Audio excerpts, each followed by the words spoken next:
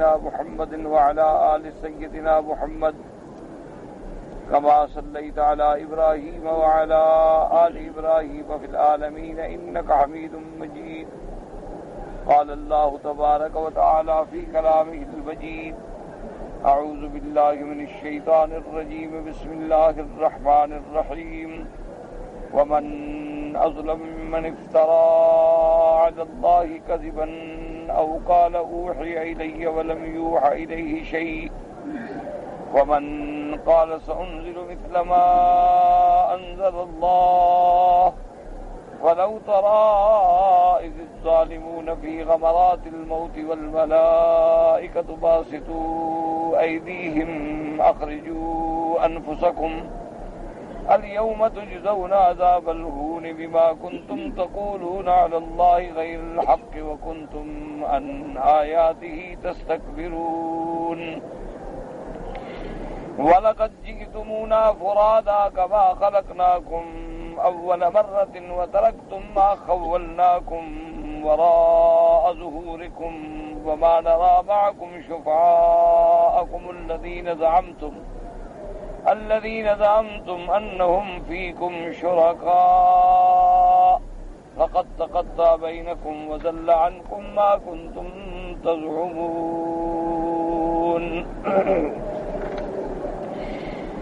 قال المؤلف والمفسر رحمه الله تعالى: يقول تعالى: ومن أظلم ممن افترى على الله كذبا، أي لا أحد أظلم ممن كذب على الله وجعل له شركاء أو ولدا أو ادعى أن الله أرسله إلى الناس ولم يرسله، ولهذا قال أوحي إلي ولم يوحى إليه شيء.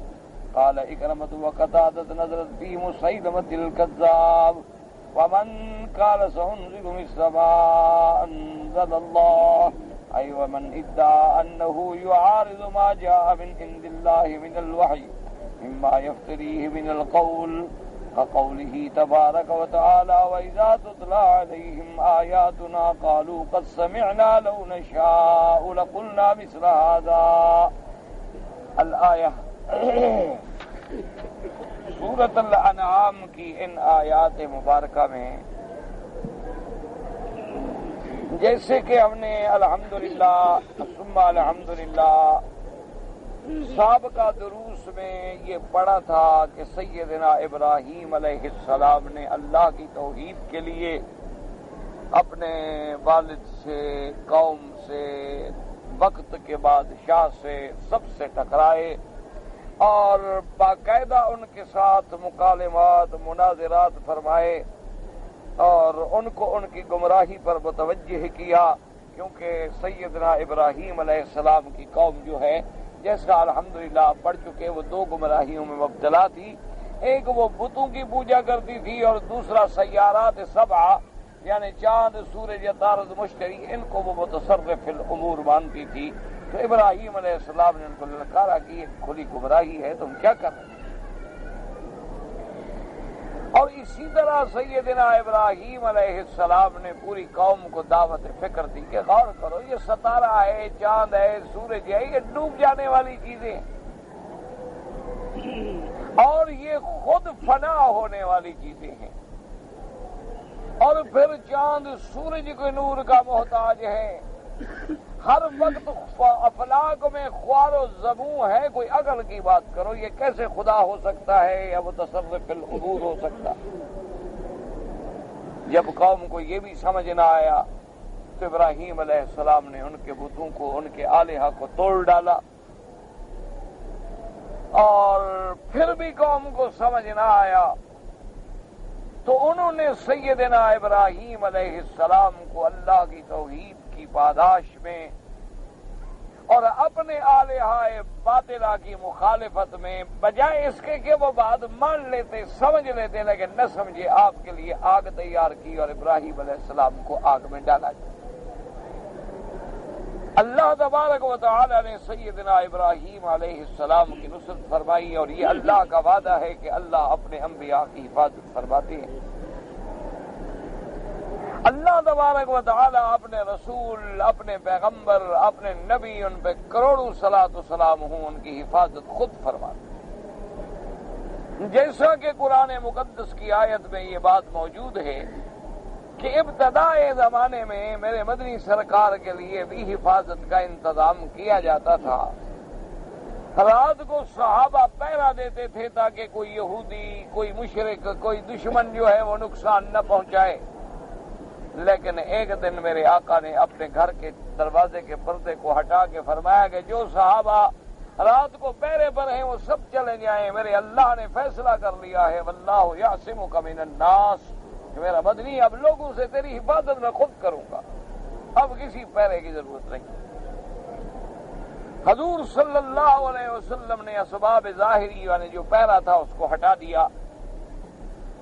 اسی طرح سیدنا ابراہیم علیہ السلام نے ایک بہت بڑا سبق دیا تھا قوم کو، لیکن قوم نہ سمجھی کہ بھی جن کو تم نے دیوتا بنا رکھا ہے، جن کے آگے تم آگے منتیں مانتے ہو، نظریں چڑھاتے ہو، سجدے کرتے ہو، چومتے چاٹتے ہو، ان کو تو توڑ دیا گیا، یہ بتا ہی نہیں سکتے کہ ہمیں کس نے توڑا ہے. تو جب یہ اپنے توڑنے والے کا نام نہیں بتا سکتے، جس نے ان کا ریزہ ریزہ کر دیا ہے اس کے بارے میں نہیں بتا سکتے، تو تمہاری مشکلیں کیسے حل کر سکتے ہیں؟ اصل بات یاد رکھیں کہ لوگوں کا جو دھوکہ لگتا ہے نا جی، وہ یہ ہے، بات سمجھیں، اصل میں وہ جو کافر ہیں یا مشرک ہیں یا بتوں کا پوجا کرنے والے ہیں، ان کے دماغ میں بھی یہ نہیں ہوتا کہ ہم اس پتھر کی پوجا کر رہے ہیں. وہ جانتے ہیں کہ یہ پتھر تو ہم نے بنایا ہے، وہ جانتے ہیں کہ یہ لکڑی کا بت تو ہم نے بنایا ہے، وہ جانتے ہیں کہ پیتل، سونے، چاندی کے بت جو ہیں یہ ہم نے خود اپنے ہاتھوں سے بنائے، اپنے ہاتھوں سے گھڑے ہیں، خود لا کے ان کو مندر میں ہم نے رکھا ہے. تو یہ جو ہمارے ہاتھ کی بنی ہوئی چیزیں ہیں، دھکا دو گر جائیں، اس کے بعد چاہو تو پھر آگ میں ڈال کے پگھلا دو، پھر دوبارہ بنا دو، وہ یہ سمجھتے تھے کہ ان کا دماغ خراب نہیں ہو گیا تھا. جیسے آج اگر کوئی تعزیہ نکال کے اس کا سجدہ کرتے ہیں، روزہ بناتے ہیں، اصل ان کا عقیدہ یہ ہوتا ہے کہ جن کی شکل ہم بنا رہے ہیں یہ تو شکل ہے، یہ تو ایک تصویر ہے، یہ تو ایک تمثیل ہے، ایک مجسمہ ہے. اصل تو اس مرشد کا یا اس تارے کا یا سیارے کا یا برج کا یا جن کا ایک تصور ہے ان کے دماغوں میں کہ یہ تو ان کی تصویر ہے. جب ہم اس تصویر کی اتنی عبادت کریں گے تو تصویر والا خوش ہو جائے گا. ان کا عقیدہ یہ تھا، یہ نہیں تھا کہ یہ لوہے کے یا مٹی کے یا پتھر کے بت ہیں یہ کچھ کر سکتے ہیں. ان کا دماغ خراب تھوڑا ہے، پاگل تھوڑے ہو گئے تھے. اگر پاگل تھے تو ان کو تو شریعت کی ضرورت ہے ہی نہیں. اگر ایک آدمی عقل نہ ہو تو اس کو آپ کیا کہیں گے نماز پڑھو؟ اس پر تو نماز ہوتی نہیں. اس کو آپ کہیں قرآن پڑھو، کیا قرآن پڑھو؟ تو پاگل ہے.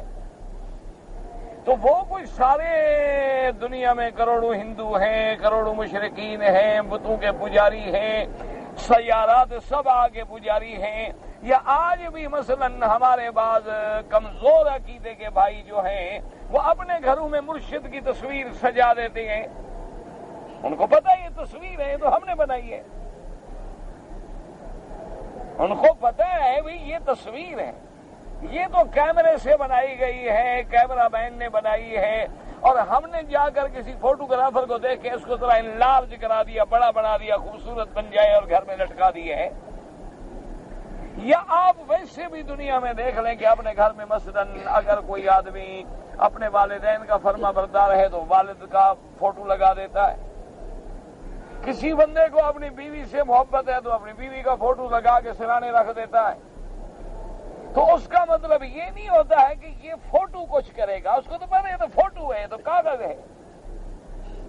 اصل وجہ کیا ہے کہ جب میں اس کی تعظیم کروں گا تو جس کا یہ فوٹو ہے وہ راضی ہو کر آگے میری مشکلیں حل کرا دے گا. اصل مقصد یہ ہوتا ہے کہ جب ہم تعزیہ بنائیں گے، روزہ بنائیں گے اور محرم میں ہم غم کریں گے تو حضرت حسین راضی ہوں گے. اور جب حضرت حسین رضی اللہ تعالیٰ عنہ راضی ہو جائیں گے تو حضرت حسین محبوب ہیں محمد مصطفیٰ کے.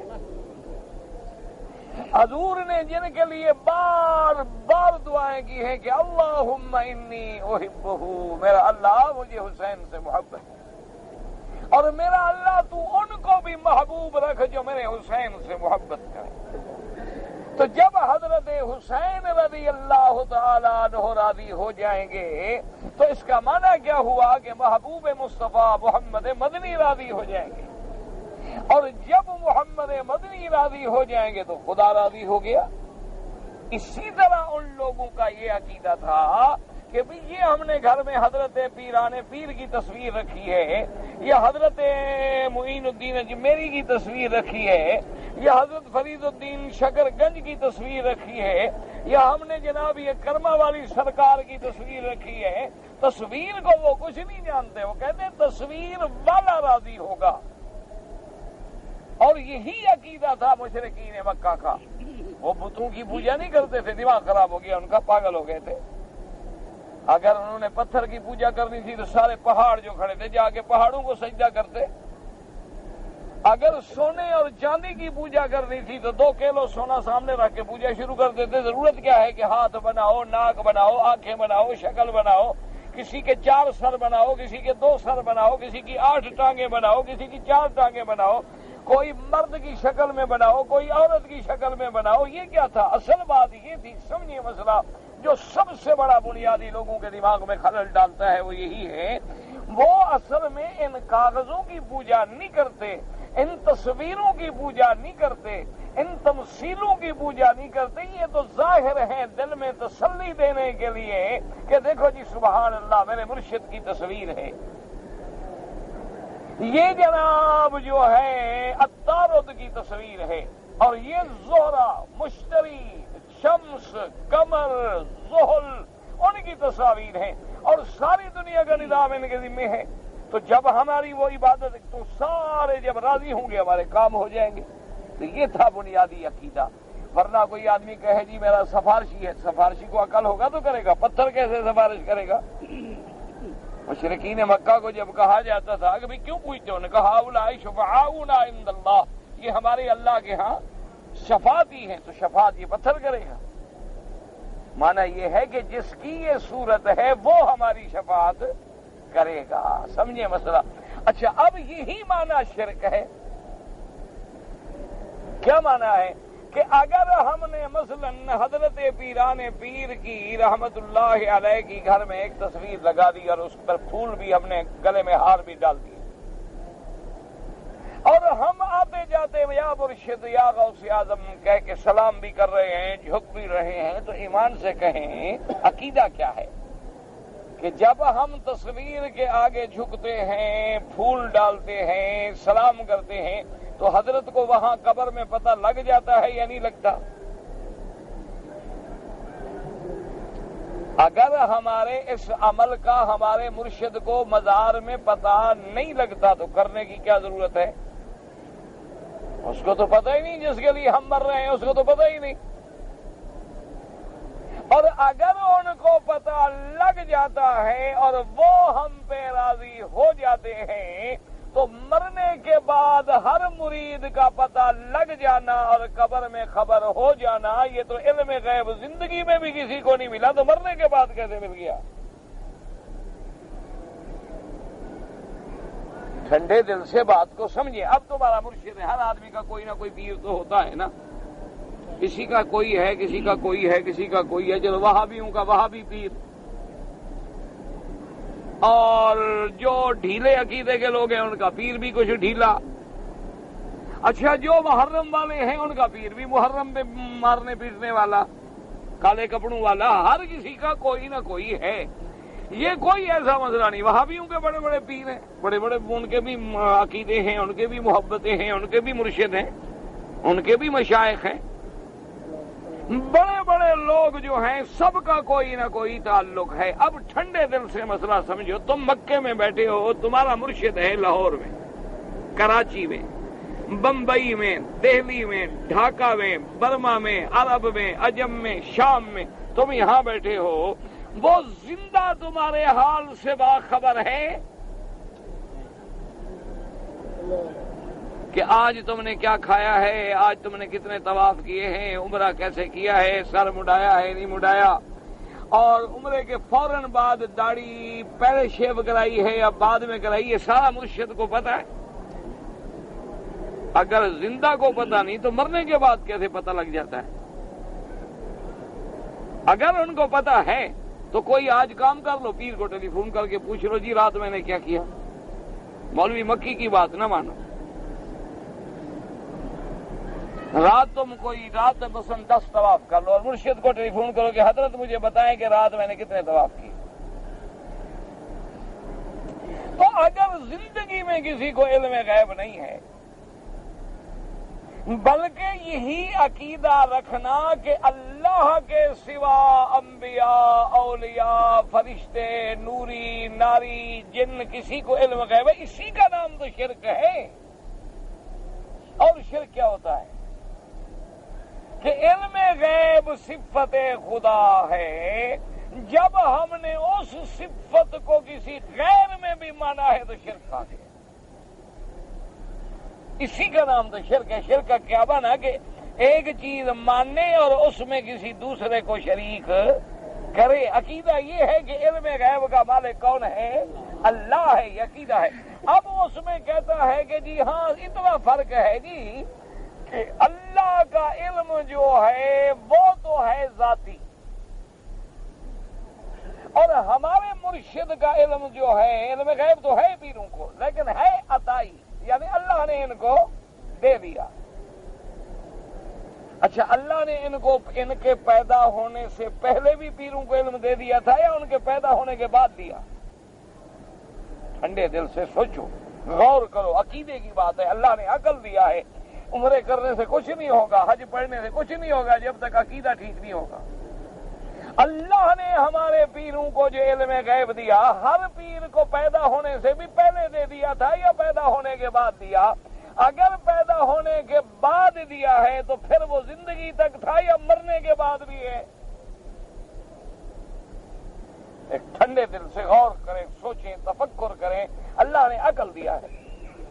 اچھا، اور دنیا میں جتنے پیر ہیں سب کو علم غیب دے دیا ہے یا صرف ایک علاقے والوں کو دیا ہے؟ اب تو اللہ کا شکر ہے مرید کم ہے، پیر زیادہ ہیں۔ جس ملک میں جاؤ ماشاءاللہ پیر ہی پیر ہیں۔ تو علم غیب نہ ہوا، یہ تو پھر پنساری کی دکان ہو گئی، جو چاہے کھول کے بیٹھ جائے۔ یہ اچھا علم غیب ہوا کہ جو چاہے پیر بن جائے اور علم غیب کا ٹھیکیدار بن جائے۔ یاد رکھیں کہ یہ عقیدہ رکھنا جو ہے قرآن کی واضح آیات کے ساتھ نص ہے۔ قُلْ لَا يَعْلَمُ مَنْ فِي السَّمَاوَاتِ وَالْأَرْضِ الْغَيْبَ إِلَّا اللَّهُ۔ اللہ نے فرمایا میرے محبوب اعلان کر دیں کہ آسمان و زمین میں کوئی ذات، کوئی بندہ، کوئی شخصیت کوئی نہیں جو غیب کا علم جانے اللہ کے سوا۔ اللہ نے ایک دوسری آیت میں فرماتی ہے وَمَا يَشْعُرُونَ أَيَّانَ يُبْعَثُونَ۔ اللہ نے فرمایا میرے محبوب اپنی امت کو سمجھا دو کہ جن قبروں پہ کھڑے ہو کہ تم ان سے بھیک مانگ رہے ہو، ان کو تو اتنا بھی علم نہیں کہ خود قبروں سے کب نکلیں گے، تمہارا حال کیا جانے۔ ان کو تو اپنے اٹھنے کا بھی پتہ نہیں، ان کو تو یہ بھی علم نہیں کہ ہم نے کب تک قبروں میں رہنا ہے، کب قبروں سے نکلنا ہے، اور جو یہ نہیں جانتے وہ تیرا حال کیا جانے۔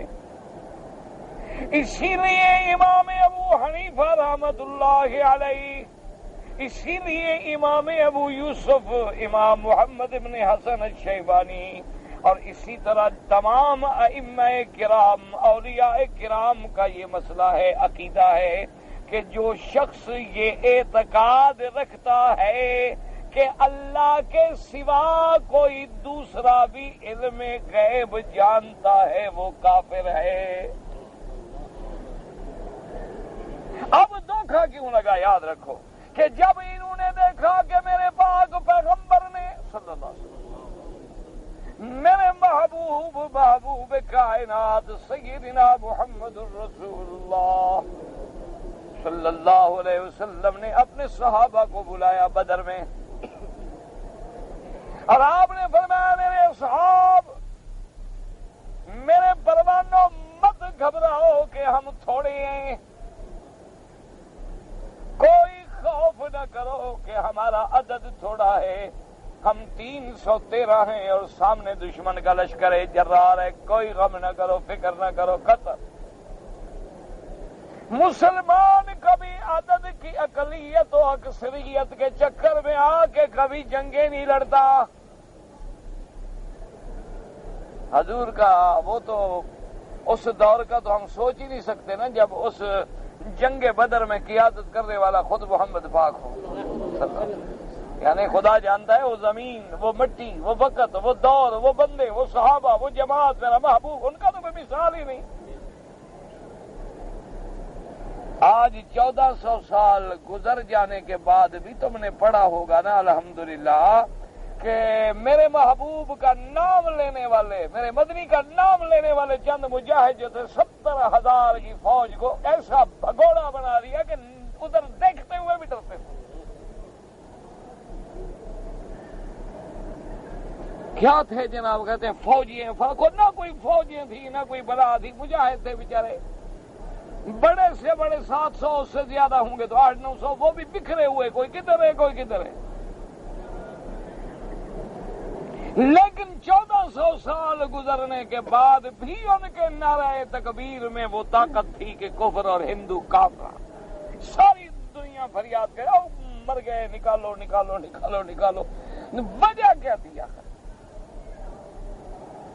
اس کی وجہ یاد رکھو، ڈرتا ہے آدمی موت سے، اور جن کو یہ یقین ہو، جن کا مذہب یہ ہو کہ میں مرتا نہیں، اس سے تو موت ڈرتی ہے نہ۔ اللہ کے راستے میں جو شہید ہو جائے مر جاتا ہے، اس کو مردہ کہو گے؟ کیا کہو؟ تو جو زندہ رہے موت کیسے آئے؟ جس کے عقیدہ میں یہ ہو کہ میں نے اگر اللہ کے راستے میں جہاد کیا اور مارا گیا تو میں زندہ ہوں، اور وہ میری زندگی بھی ایسی زندگی ہے جو کبھی ختم نہیں ہوگی، ان کا موت کیا بگاڑے؟ موت تو تیرے میرے بزدلوں کو ڈراتی ہے نا۔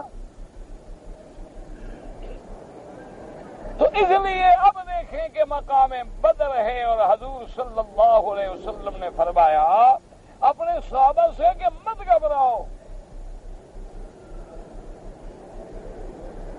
اور صرف یہ نہیں کہ مت گھبراؤ تو کوئی کہہ سکتا تھا کہ جی ٹھیک ہے ہر آدمی اپنی پارٹی کو تسلی دیتا ہے۔ حضور نے فرمایا نہ نہ، یہ دیکھو یہ جگہ ہے نا، یہاں نشان لگا لو۔ ٹھیک ہے جی، کیا نشان لگا؟ آپ نے فرمایا ابو جہل یہیں مرا پڑا ہوگا، اور فلاں کافر یہاں نشان لگا لو، یہاں پڑا ہوگا، اس کی لاش یہاں پڑی ہوگی، فلاں کافر اس کی لاش ادھر پڑی ہوگی۔ یہ تو سارے کفر کے سردار مارے جائیں گے، مٹ جائیں گے، مت گھبراؤ۔ نہ تلوار ہے نہ ہتھیار ہیں، 313 آدمی ہیں جنہیں پہلے کبھی جنگ بھی نہیں لڑی، مدینے کے انصار بیچارے کھجوریں لگانے والے، باغ لگانے والے، کھیتی باڑی کرنے والی قوم، زندگی میں جن نے جنگ نہیں لڑی تھی بیچارے۔ ابھی کبھی کبھی اوس خزرج کے قبیلوں میں لڑائیاں ہوتی تھی، وہ قبائلی لڑائیاں ہیں، کوئی جنگیں تو نہیں لڑتے تھے۔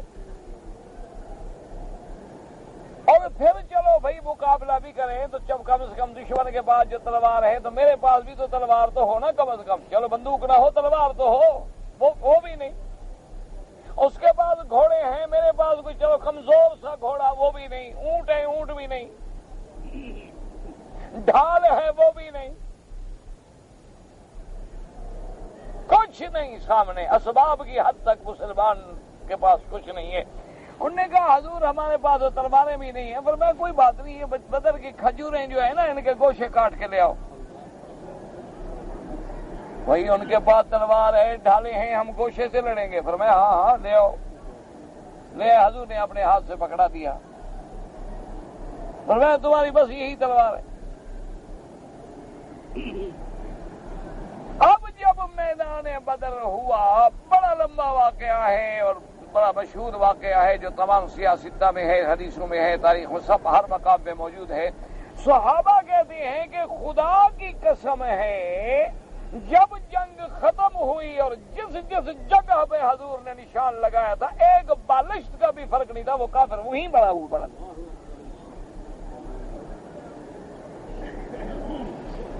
حیران ہو گیا کہ بھئی ابھی تو جنگ نہیں ہوئی، ایک رات پہلے حضور بتا رہے ہیں کہ یہ کافر ادھر مرے گا، یہ ادھر مرے گا، اور وہ کہتے ہیں جا کے جو دیکھا اتنا فرق بھی نہیں تھا، چلو تھوڑا سا فرق تو پڑ جائے نا، کہ چلو بھئی آدمی گرتے گرتے بھی فرق پڑ جاتا ہے، ایک آدمی کو دھکا جو دو تو فرق پڑ جائے گا، اسی جگہ تھوڑا گرے گا جہاں تم نے دھکا دیا ہے، ادھر ادھر ہو کے گرے گا، لیکن این اسی جگہ لاشیں پڑی تھی جہاں خبر دی تھی محمد رسول صلی اللہ علیہ وسلم۔ اسی طرح میرے آقا سرکار دو جہاں سیدنا محمد الرسول اللہ صلی اللہ علیہ وسلم بیٹھے ہوئے ہیں، حضور پوچھ رہے ہیں بھی ابھی ذر کدھر گیا؟ کسی نے کہا حضور پتہ نہیں، کسی نے کہا حضور ہمارے ساتھ تو تھا جب مدینے سے نکلے۔ کچھ لوگ جو منافق بھی شامل تھے انہوں نے کہا نہیں نہیں حضرت ابو ذر بھاگ گیا، ڈر گیا۔ ہر آدمی باتیں کر رہا ہے اور حضور کی دل پہ جب منافقوں نے بات کی تو بڑی چوٹ لگی۔ دور سے تھوڑا سا ایک بہت دور سے ایک آدمی جو ہے چلتا ہوا نظر آیا، اور وہ بھی اس لیے نظر آیا کہ یہ اونچی جگہ بیٹھے ہیں اور وہ دور سے نیچے آ رہا ہے۔ صحابہ کہتے ہیں اسے معلوم ہوتا تھا حیولا کہ ہے کوئی بندہ ہے یا اللہ جانے کوئی جانور ہے۔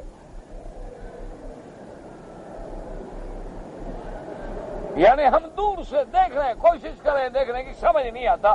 کبھی تو خیال آتا ہے بندہ ہے، کبھی خیال آتا ہے کہ نہیں ایسے شراب ہے، دھوکھا لگتا ہے نا آنکھوں کو دھوپ میں۔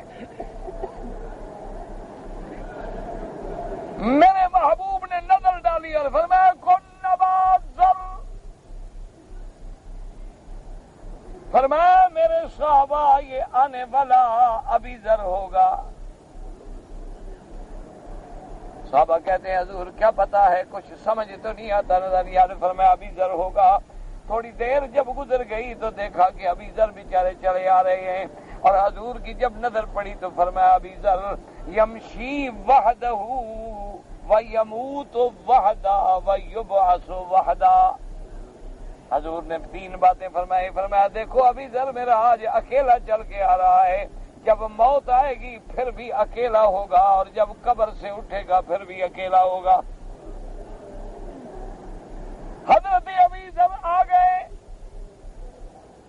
سلام کیا، حضور نے فرمایا ماں بھی گیا ابی ذر، تجھے کیا ہو گیا، تو کیوں پیچھے رہ گیا؟ اس نے کہا حضور میری اونٹنی بیمار ہو گئی، چلنے سے جواب دے گئی، اس کے بعد میں پیدل چلتا رہا، پھر میں آخر اونٹوں کے قافلے کا مقابلہ تو نہیں کر سکتا تھا، پانی نہیں، غذا نہیں، فاقہ ہے۔ اور جو حضور نے فرمایا تھا، حضور حضرت عثمان کے زمانے میں سیدنا ابی ذر رضی اللہ تعالیٰ عنہ ربضہ میں چلے گئے، جو مکے اور مدینے کے رستے میں اکیلے بیٹھے ہیں ربضہ میں، ایک بیوی ہے ایک آپ ہیں، اور اپنی بیوی سے کہا کہ میں بڑھاپا ہو گیا ہے، بیمار ہو گیا ہوں، اور حضور نے فرمایا تھا جب موت آئے گی تو میں اکیلا ہوں گا، میرے ساتھ کوئی نہیں ہوگا، مجھے یقین ہے کہ میں اکیلا مروں گا، مجھے اکیلے موت آئے گی، میرے نبی کی بات غلط نہیں ہو سکتی۔ اور فرمایا کہ بیوی دیکھو ایک بات یاد رکھنا، جب میں مر جاؤں اور تو کوئی بندہ نہیں نا، تو مجھے غسل دے سکو تو دے دینا، اس کے بعد میری میت کو سڑک پہ رکھ دینا اور اللہ پہ چھوڑ دینا۔ مجھے نبی نے فرمایا تھا کہ تم اکیلے مرو گے، جب میں نے اکیلا مرنا ہے، کوئی پڑھے گا جنازہ تو پڑھے، نہ پڑھے تو نہ پڑھے۔ اسی طرح ابی ذر کو موت آ گئی اور اسی طرح اکیلے، ایک بیوی ہے ایک کوئی بندہ نہیں۔ بیوی نے سڑک پہ رکھ کے بیچاری چپ کر کے بیٹھی ہے۔ فبر عبداللہ ابن مسعود رضی اللہ تعالیٰ عنہ، تھوڑی دیر گزری کہ حضرت عبداللہ ابن مسعود صحابہ کے لشکر کے ساتھ گزرے، اور آپ نے فرمایا دیکھو کون ہے؟ انہوں نے کہا جی میت ہے۔ کہا پتہ کرو کہیں ایسا تو نہیں کہ ابھی ذر کی میت ہو۔ صحابہ نے جا کے پتا کیا بیوی بیچاری بیٹھی رو رہی ہے. اس نے کہا ابھی ذر کی میت ہے. عبداللہ بن مسعود کو بات یاد آ گئی. کہا سادہ کا رسول اللہ، میرے محبوب نے سچ کہا تھا کہ ابھی ذرا اکیلے موت آئے گی، کوئی بندہ شندہ نہیں ہوگا. دیکھو اکیلا بیچارہ موت آ گئی ہے. انہوں نے جنازہ پڑا، قبر بنائی، اپنے ہاتھوں سے دفن کیا.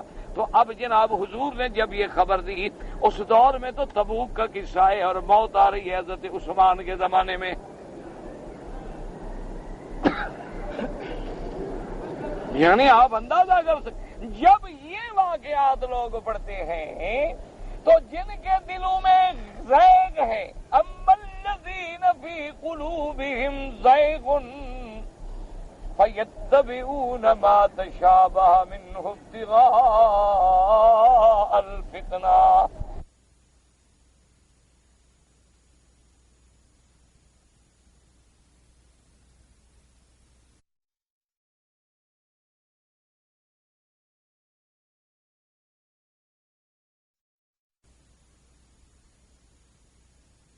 وہ آیات کے متشابہات کو لے کر یا احادیث میں جو واقعات متشابہات کے ہیں ان کو لے کے عقیدے کی بنیاد بنا لیتے ہیں. حالانکہ عقیدے کی بنیاد محکمات پہ ہوتی ہے، کبھی متشابہات پہ نہیں ہوتی. جب محکم آیت موجود ہے کہ کوئی علم غیب نہیں جانتا مگر اللہ، تو اب جو عالم ہے، جو صحیح معنی میں اہل سنت والجماعت ہے، جو صحیح العقیدہ مسلمان ہے، وہ سمجھتا ہے کہ حضور نے جو خبر دی ہے یہ اللہ کے خبر دینے سے خبر دی ہے، یہ اظہار غیب ہے، یہ انباء عن الغیب ہے، یہ اخبار عن الغیب ہے، یہ علم غیب نہیں. جب تک اللہ خبر نہ دے میرا نبی بھی خبر نہیں دیتے. اور جب اللہ خبر دے دیں، یاد رکھو اصولی بات، ہمیشہ ایک مسئلے کو سمجھا کریں. اللہ کرے کہ ایک بات بھی سمجھ آ جائے تو وہ کافی ہے، ورنہ ساری زندگی درس سنتے رہو تو کوئی فائدہ نہیں. یاد رکھو میرے ہاتھ میں مٹھی میں کوئی چیز بند ہے، جب تک بند ہے غیب ہے، اور جب میں نے بتا دیا تو اب غیب. یہ بات یاد رکھیں، غیب تو تب ہے کہ جب ساری دنیا سے غیب ہو اور وہ جاننے والا جانتا ہو، یہ ہے علم غیب. لیکن اگر اللہ اپنے نبی پہ ظاہر کر دیں، واضح کر دیں، خبر دے دیں، دل میں ڈال دیں، جبریل بھیج دیں، یا اللہ اپنے اولیاء کو کشف کے ذریعے کھول دیں، تو وہ غیب نہیں کہلاتا، کیونکہ وہ تو غیب نہ رہا، اللہ نے کھول دیا، بتلا دیا. اور جب اللہ نہ کھولیں تو کوئی کھول نہیں سکتا، کوئی بتلا نہیں سکتا. وَعِندَهُ مَفَاتِحُ الْغَيْبِ لَا يَعْلَمُهَا إِلَّا هُوَ، اسی کے پاس ہے خزانے غیب کی کنجیاں، اس کے بغیر کوئی تالا کھول ہی نہیں سکتا. اگر وہ تالا کھول کے کوئی چیز بتلا دے تو اس کو عالم غیب نہیں کہتے، وہ تو بتلانے والے نے بتلا دیا ہے. اس لیے سیدنا ابراہیم خلیل علیہ السلام نے قوم کو سمجھانے کے لیے جا کے بتوں کو ٹکڑے ٹکڑے کر دیا. قوم آ گئی، کہنے لگی تو نے ایسا کیا. انہوں نے کہا نہیں میں نے ایسا نہیں کیا ہے. بل فعلہ کبیرہم ھذا فاسألوہم ان کانوا ینطقون. آپ نے فرمایا ظالمو، میں نے نہیں کیا، بڑے نے کیا ہے. بعض مفسرین کہتے ہیں بڑے کا معنی یہ تھا کہ جو ان بتوں میں بڑا تھا. آپ نے کہا اس بڑے نے تمہارے چھوٹوں پہ غصہ آ گیا، توڑ پھوڑ دیا ہے. اور بعض کہتے ہیں کہ نہیں، حضرت ابراہیم نے وہاں بھی ان کو ایسی بات کی جو وہ پاگل سمجھ نہ سکے.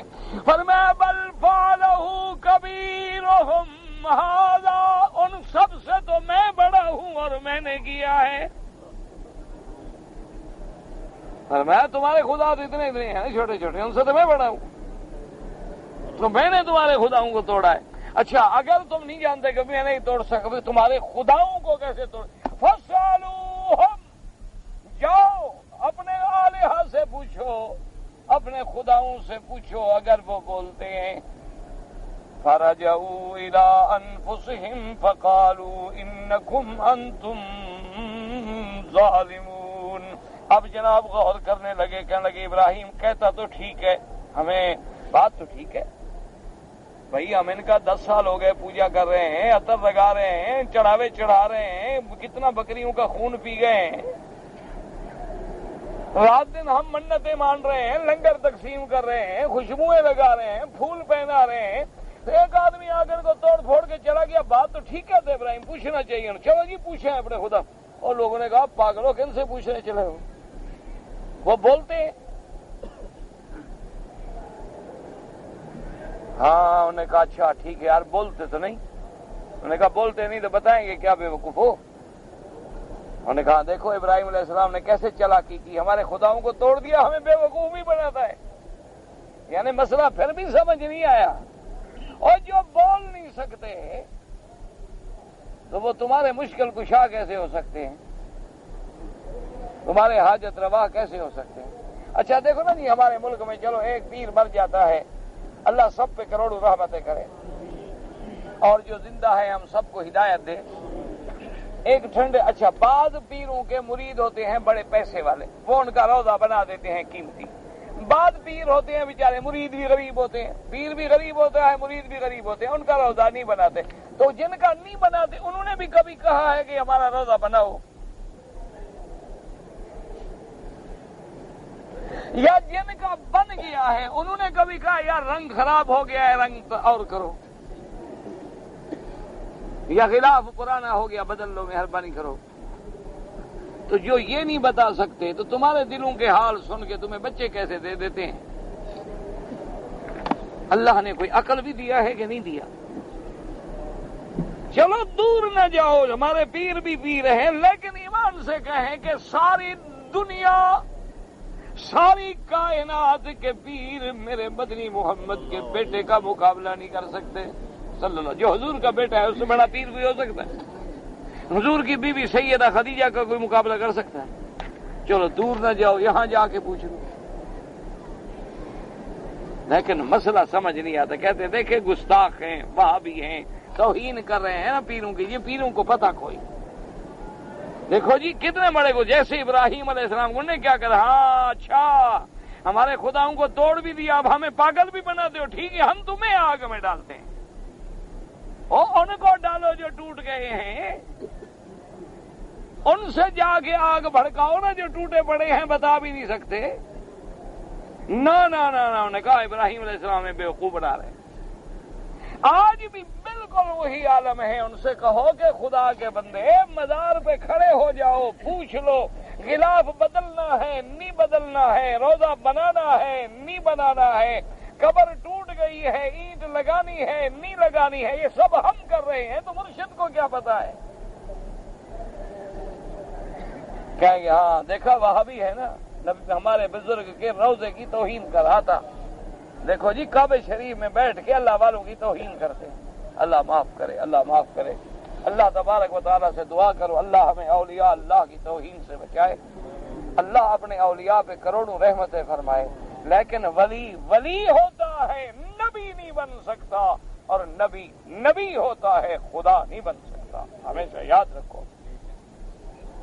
مرشد ہیں، اولیاء ہیں، انبیاء ہیں، خدا سب کا اپنا اپنا مقام و مرتبہ ہے، جہاں ملاؤ گے وہیں شرک آ جائے۔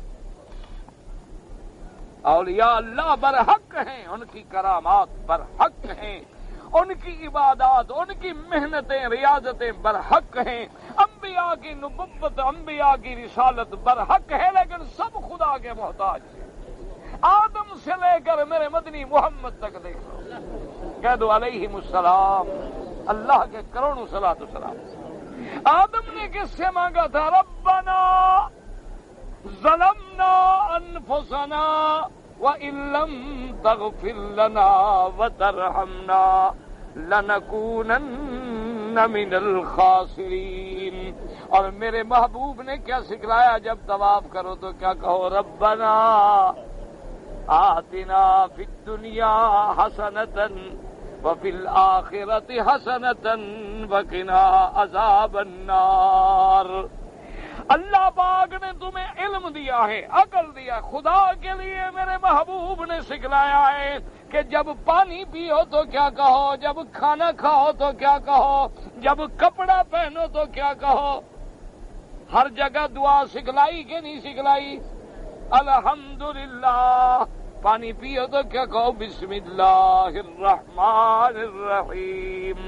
جب پی لو تو کیا کہو؟ الحمدللہ۔ کھانا کھا لو تو کیا کہو؟ الحمدللہ الذی اطعمنا وسقانا وجعلنا من المسلمین۔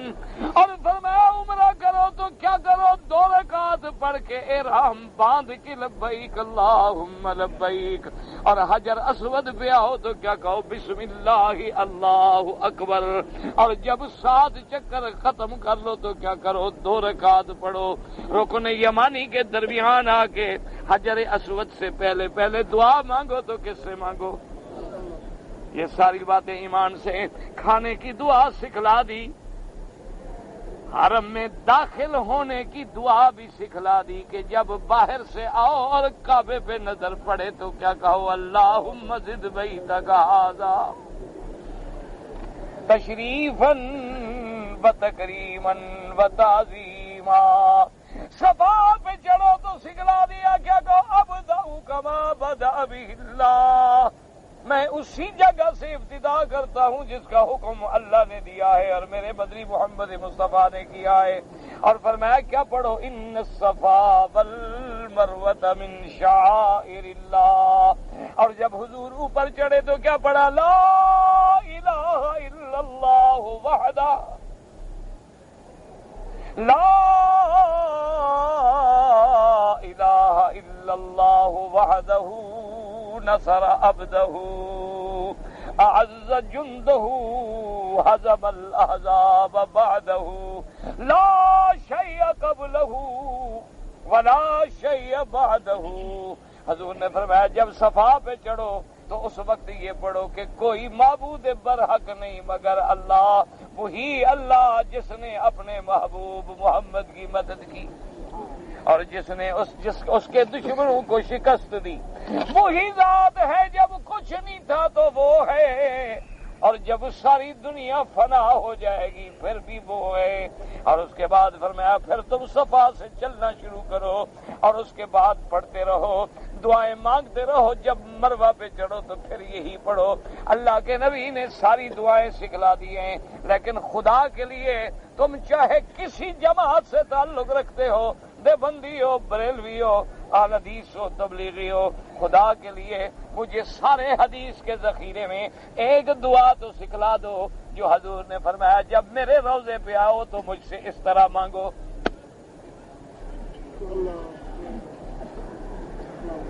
باقی ہر جگہ چیز سکھلا دی ہے، صرف وہ چیز حضور نے نہیں سکھلائی۔ کیوں؟ وجہ کیا ہے؟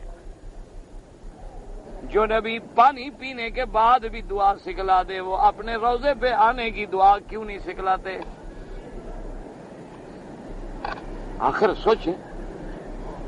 بلکہ حضور وہاں یہ بتلا رہے کہ لعن اللہ الیہود والنصارى اتخذوا قبور انبیائہم مساجدا۔ آپ نے فرمایا اللہ یہود و نصارہ پہ لعنت کرے جنہوں نے اپنے انبیاء نبیوں کی قبروں کو سجدہ گاہ بنا لیا تھا، اور اس کے بعد دعا کرتے ہیں کہ اللہم لا تجعل قبری وثنا یعبد۔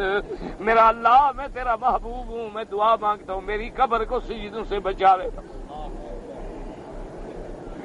میرا اللہ میرے روضے پہ شرک نہ ہو۔ اللہم لا تجعل قبری وثنا یعبد۔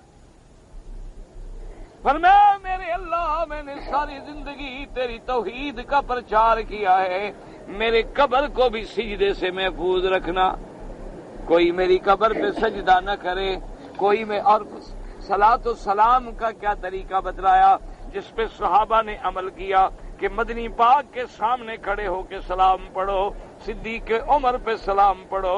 فرمایا پھر کعبے کی طرف رخ کر کے جو مانگنا ہے وہ خدا سے مانگو۔ نہ یہاں تو ہم خدا سے مانگے وہاں داتا سے مانگے، ہیں مسلمان۔ وہاں شواز قلندر سے مانگے ہیں مسلمان، اور ہم یہ مسئلہ سمجھائیں تو وہاں بھی اب کیا بھائی تمہاری مرضی، وہاں بھی کہو، گالیاں دو، لیکن قیامت میں یہ تو نہیں کہو گے نا کہ ہمیں مسئلہ کسی نے نہیں سمجھایا تھا۔ ہم نے تو اپنا فرض ادا کرنا ہے نا، بات تمہارے کانوں تک پہنچا دینی ہے، ضروری تو نہیں کہ تم مان لو۔ اگر ساری دنیا مانتی تو میرے محبوب کی بات مکے والے نہ مان لیتے، لڑائیاں کیوں ہوتی، جہاد کیوں ہوتے، ہجرت کیوں ہوتی، تکلیفیں کیوں ہوتی؟ لوگوں نے نبیوں کی بات نہیں مانی تو ہم تو کس قطار شمار میں، ہم تو ٹکے کے لوگ بھی نہیں ہیں، ہماری بات ضروری ہے کہ مان لیں، لیکن پہنچانا ہمارے ذمے ہے۔ سمجھ لو کہ علم غیب اللہ کے ہاتھ میں ہے، نفع نقصان کا مالک میرا اللہ ہے، انبیاء کی کروڑوں شانیں ہیں، سب سے زیادہ علم اللہ نے میرے مدنی کو دیا ہے، لیکن اللہ کے علم کے سامنے کوئی چیز وہ اللہ نے دیا ہے، بس اتنا ہے جتنا دیا کہ سبحانک لا علم لنا الا ما علمتنا۔ جیسے نوریوں کو پوچھا، اللہ نے حکم دیا کہ فرشتوں، نوریو بتلاؤ کیا نام، ان چیزوں کے کیا نام ہیں؟ انہوں نے کہا پاک ہے تیری ذات، ہم نہیں علم رکھتے مگر اتنا جتنا آپ نے دیا ہے، سکھلایا ہے، اس کے علاوہ تو ہمیں پتہ نہیں۔ آپ نے ہمیں سکھلایا ہی سبوح قدوس ربنا ورب الملائکۃ والروح، آپ نے ہمیں تسبیح تحلیل سکھلائی، ہمیں کیا پتا اس کا کیا نام ہے، اس لیے ہمیشہ یاد رکھیں۔ تو اب سیدنا ابراہیم نے چوٹ ماری، لیکن قوم پھر بھی نہیں سمجھی۔ سیدنا ابراہیم علیہ السلام نے جب دیکھا کہ یہ قوم نہیں مانتی ہے تو کیا کیا؟ قال انی مہاجر الی ربی۔ اب ابراہیم علیہ السلام نے ایک فیصلہ کیا، انہوں نے کہا قوم، برادری، ملک، بابا، دادا سب چھوڑو۔ انہوں نے کہا بس ہم چھوڑ کے جا رہے ہیں، اور یہی حکم آج بھی باقی ہے اور قیامت تک کی باقی ہے کہ اگر کسی ملک میں، کسی بستی میں تم اللہ کی توحید کا نام نہیں لے سکتے تو چھوڑ دو۔ آج بھی یہ حکم باقی ہے کہ اگر تم کسی ایسے ملک میں ہو، ایسے شہر میں ہو، ایسی بستی میں ہو کہ سب مشرک ہیں، بت پرست ہیں، قبر پرست ہیں، تمہیں اللہ کی توحید کا کوئی نام نہیں لینے دیتا، چھوڑ دو، نکل جاؤ۔ اللہ کی زمین بڑی ہے۔ اس کے بعد تم نے پڑھا قرآن میں، اللہ نے فرمایا کہ جب ابراہیم نے میرے لیے سب کو چھوڑ دیا، ماں باپ، رشتہ دار، برادری، وطن، قوم، سب کو چھوڑ کے ابراہیم علیہ السلام جب میرے بن گئے تو فرمایا میرے مدنی دیکھو پھر میں نے ابراہیم کو کیسی برادری دی۔ میرے لیے جو برادری چھوڑتا ہے نا، اللہ اکبر، فرمایا وَوَهَبْنَا لَهُ إِسْحَاقَ وَيَعْقُوبَ، ہم نے پھر ان کو کیسے بیٹے دیے؟ اسحاق دیا، اسحاق کا بیٹا یعقوب دیا، اسحاق بھی نبی، یعقوب بھی نبی، اور پھر یعقوب کی ذریت میں ہزاروں نبی۔ اور دوسرا بیٹا کون دیا؟ اسماعیل علیہ السلام، وہ بھی نبی۔ اور پھر اسماعیل کی اولاد میں کون پیدا کیا؟ ذریتی محمد الرسول اللہ، جو سارے نبیوں کے افضل سردار۔ اور اسی طرح اللہ نے فرمایا 17 نبیوں کا ذکر کیا کہ اس سے پہلے حضرت نوح، پھر حضرت نوح علیہ السلام، پھر ذریت ابراہیم سے داؤد و سلیمان و ایوب و یوسف و موسیٰ و ہارون وکذالک نجزی المحسنین و زکریا و یحییٰ و عیسیٰ و الیاس کل من الصالحین و اسماعیل و الیسع و یونس و لوطا وَكُلًّا فَضَّلْنَا عَلَى الْعَالَمِينَ، کہ میرا محبوب جب ابراہیم نے سب کو چھوڑا میں نے پھر بیٹے بھی نبی، بھائی بھی نبی، بھتیجے بھی نبی، سارے خاندان میں نبوت رکھ دی، اس کو نبیوں کی برادری دی۔ آج مکے والے شرک نہیں چھوڑتے، آج تیری مخالفت کرتے ہیں، آپ ان کو چھوڑ کے ہجرت کریں، تمہیں صدیق دوں گا، فاروق دوں گا، عثمان و علی دوں گا، تمہارے بھی پھر میں برادری بدلوں گا نا، پھر تمہیں میں عشرہ مبشرہ دوں گا، اصحاب بدر دوں گا، انصار دوں گا، مہاجرین دوں گا، پھر میں بھی تمہیں ایسی ایسی جماعت دوں گا کہ قیامت تک اس جماعت کا کوئی مقابلہ نہیں کر سکتا۔ اللہ نے میرے محبوب کو جو جماعت دی صحابہ کی یاد رکھو، وہ ایسی جماعت ہے کہ نہ پہلے زمانے کے کوئی امتی، نہ بعد میں قیامت تک، نہ میرے محبوب کا مقابلہ، نہ حضور کے صحابہ کا مقابلہ۔ تو اللہ نے بدل دیا، اللہ نے شان دی، اور اس کے بعد پھر اللہ تبارک و تعالیٰ نے فرمایا کہ میرا مدنی آپ نہ گھبرائیں، آپ کو جو نہیں مانتے، وما قدر اللہ حق قدر، ان لوگوں نے تو اللہ کا حق بھی نہیں مانا، اللہ کی عظمت بھی نہیں کی۔ تو یہ تو عادت ہے لوگوں کی، آپ بالکل غم نہ کریں، بالکل صبر فرمائیں۔ اور اگر یہ قرآن کو نہیں مانتے، یہ تو وہ ظالم ہیں جن نے تورات کو تجعلونہ قراطیس تبدونہا وتخفون کثیرا، کہ تورات کو ورق کر کے رکھا ہوا ہے، اور جب چاہتے ہیں کوئی ورق نکال لیا، کوئی چھپا لیا، کوئی لگا دیا، کوئی دکھا دیا۔ یہ تورات کے ساتھ یہ کر چکے ہیں، تو قرآن کو کیسا؟ آپ کوئی غم نہ کریں ان کا، اسی ترتیب میں۔ اب آگے پھر اللہ نے فرمایا میرا مدنی آپ میرے سچے رسول ہیں، لیکن جو کوئی جھوٹی نبوت کا دعویٰ کرے، جیسے مسیلمۃ الکذاب نے کیا، اسود انسی نے کیا، یا مرزا پنجاب نے کیا ہے، وہ کون ہوتے ہیں؟ سلاسون دجالون کذابون۔ میرے مدنی کی نبوت کے بعد کوئی دعویٰ کرے دجال کذاب، اس لیے خدا فرماتے ہیں وَمَنْ أَظْلَمُ مِمَّنِ افْتَرَىٰ عَلَى اللَّهِ كَذِبًا أَوْ قَالَ أُوحِيَ إِلَيَّ وَلَمْ يُوحَىٰ إِلَيْهِ شَيْءٌ۔ اللہ نے فرمایا میرا محبوب اس بندے سے بڑا ظالم کون ہوگا جو خدا پہ بھی جھوٹ بولے، اللہ پہ جھوٹ بولے اور کہے میں بھی نبی ہوں، میرے پاس بھی وحی آتی ہے۔ اس سے بڑا کوئی جھوٹا ہے کہ بندے تو بندے خدا پہ بھی جھوٹ بول رہا ہے۔ انا للہ، جیسے مسیلمۃ الکذاب نے کہا، اور آپ کے ملک میں مرزا پنجاب نے کہا نعوذ باللہ کہ مجھ پر بھی وحی آتی ہے، لیکن مرزا تھا شریف آدمی۔ اچھا پوچھا گیا نا کہ تمہارے وحی لانے والے فرشتے کا نام کیا ہے؟ کہتے ہیں ٹیچی۔ بھئی نبی انگریزی ہو تو فرشتہ کیسے عربی آئے گا؟ بھئی جیسا نبی ہوگا فرشتہ بھی تو اسی جنس سے آئے گا نا۔ اس کو جو انگریزوں نے پیدا کیا تو فرشتہ تو انہوں نے بھیجنا تھا، اللہ نے تھوڑا بھیجنا تھا۔ اللہ تبارک و تعالی نے اس قرآن پاک میں حضور کی رسالت اور مکذبین کا رد کیا کہ وہ اس سے بڑا ظالم کوئی ہو سکتا ہے جو یہ کہے کہ اللہ نے مجھے نبی بنایا ہے، وحی بھیجی، اللہ نے وحی نہیں بھیجی۔ فَمَنْ قَالَ سَأُنزِلُ مِثْلَ مَا أَنزَلَ اللَّهُ، یا جو ظالم یہ دعویٰ کرے کہ جیسے خدا نے قرآن اتارا ہے میں بھی ایسا کلام لکھ سکتا ہوں، اس سے بڑا ظالم کوئی ہو سکتا ہے؟ معنی یہ ہوتا ہے کہ اس سے بڑا ظالم کوئی نہیں ہو سکتا۔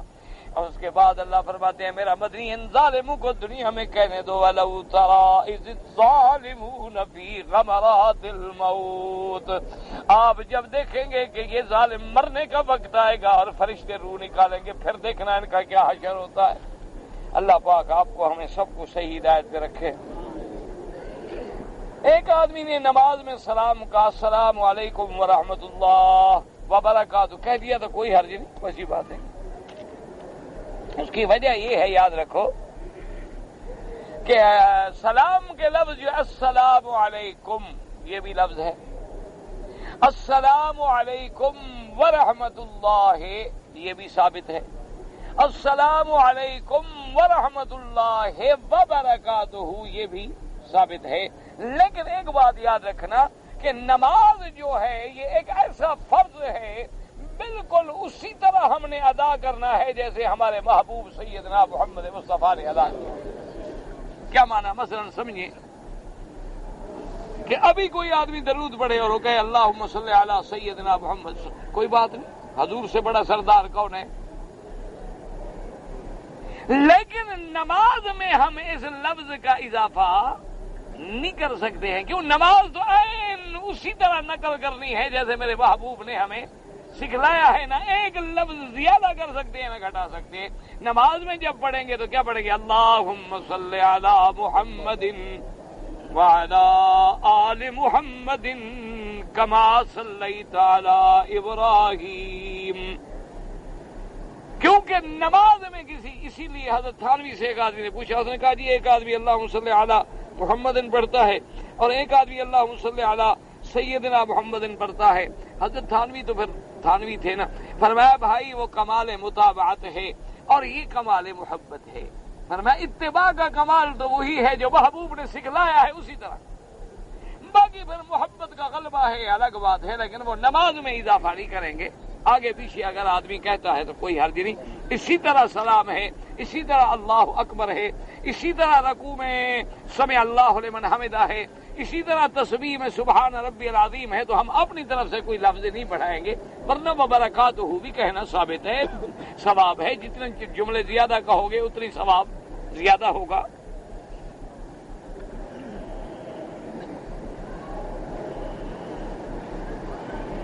ایک آدمی نے 40 دن تبلیغی جماعت میں لگائے تھے، پھر وہ حنفی مسلک پہ تھا. اب اس کو کسی نے کہہ دیا وہ سب مشرک ہیں. یہ بے وقوفی والی بات ہے. اس کو چاہیے کہ مزید 40 دن لگا لے، اصلاح ہو جائے. دیکھو نا جب ڈوز کام نہ کرے نا، ڈاکٹر دیتا ہے نا اینٹی بایوٹک، کہتے ہیں 5 دن کھاؤ، مرض زیادہ ہو کہتے ہیں 5 دن اور کھاؤ. تو یہ ابھی مرض زیادہ ہے، نکلی نہیں، ورنہ الحمدللہ کوئی مشرک نہیں، تبلیغی جماعت والے مشرک نہیں ہیں، اللہ کا شکر ہے.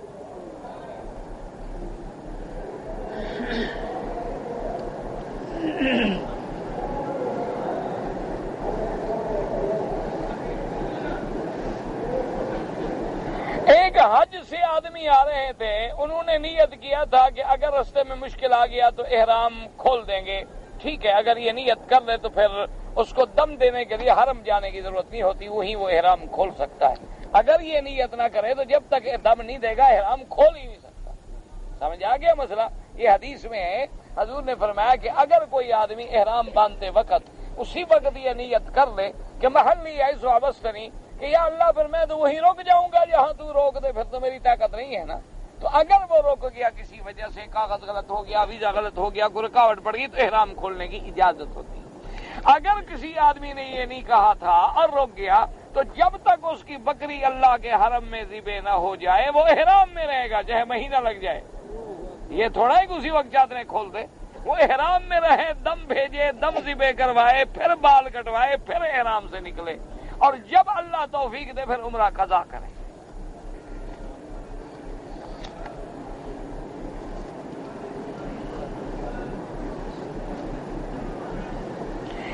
کسی انڈیا کے آدمی نے پوچھا ہے کہ حضور کی والدہ کی قبر کو گرا دیا گیا. ہمیں تو پتہ نہیں ہے بھائی، ہمیں تو پتہ ہے نہیں. ایک دوسری بات ہمیشہ یہ یاد رکھو، پتہ نہیں ہم مسلمانوں کو باقی سارے دین کے مسئلے سمجھ آ گئے ہیں، صرف قبروں کے مسئلے حل کرنے رہ گئے ہیں. دو، اور تیسری بات یہ ہے کہ حضور کی والدہ حضور کے نبوت سے پہلے فوت ہو گئی ہیں یا بعد میں؟ ہاں جی، کیا عمر تھی حضور کی جب والدہ فوت ہوئی؟ 7 سال. والد کب فوت ہوئے؟ ابھی حضور پیدا بھی نہیں ہوئے تھے. تو جب حضور کی والدہ حضور کی وفات سے پیدائش کے بعد 7 سال کی عمر میں فوت ہو گئی تو انہوں نے کس نبی کا کلمہ پڑھا تھا؟ حضور کے تو ابھی نبوت ملی ہی نہیں.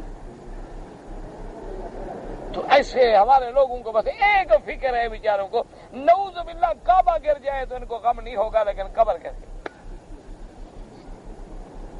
یہ عجیب مسلمان ہیں. اب کیا کریں؟ اور پھر کہو تو کہتے ہیں کہ ہمیں کہتے ہیں قبر پرست ہو، قبر پرست ہو. اور کیا ہوتی ہے قبر پرستی؟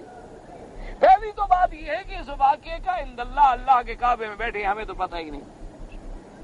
انسان جھوٹ کیوں بولے جب اللہ کے گھر میں بیٹھا ہو، پتہ ہی نہ ہو کہ واقعہ کیا ہے، حقیقت کیا ہے. اور دوسری بات یہ ہے کہ ہمیں ٹھنڈے دل سے سوچنا چاہیے کہ ہم کس بحث میں الجھ گئے ہیں کہ اللہ ہم سے قیامت میں پوچھیں گے. اور تیسرا ہمیں یہ سوچنا چاہیے کہ جن لوگوں نے میرے محبوب پہ کلمہ نہیں پڑھا ان کا عقیدہ کیا تھا، اور جو لوگ حضور کی نبوت سے پہلے فوت ہو گئے ان کا عقیدہ کیا تھا. تو پھر بحث میں پڑھنے کی ضرورت کیا ہے کہ خام خواہ بلا وجہ اپنے ایمان کو خراب کریں اور خراب کریں اور خراب کریں اور خراب کریں اور خراب کریں اور خراب کریں اور خراب کریں اور خراب کریں اور خراب کریں اور خراب کریں اور خراب کریں اور خراب کریں اور خراب کریں اور